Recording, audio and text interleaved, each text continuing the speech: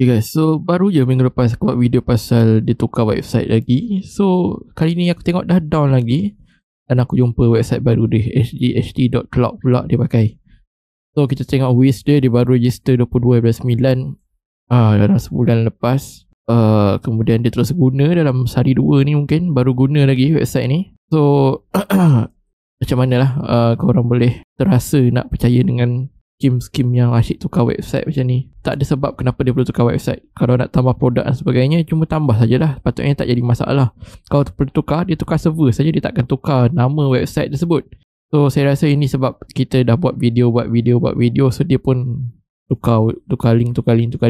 Okay, so untuk mereka yang tak percayalah sebenarnya skim ni adalah scam, sebenarnya kita buka je, search Hendrik Genetics dekat Google, open.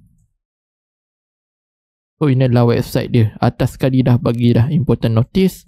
Unauthorized products and financial offer claiming to be from Hendrik Genetics are currently circulating online. So anda boleh tengok kat sini dah. Dia dah bagi tahu, if you are unsure about the legitimacy of an integration, contact us directly. Ini email Hendrik Genetics yang official. So anda boleh contact saja Hendrik Genetics yang official.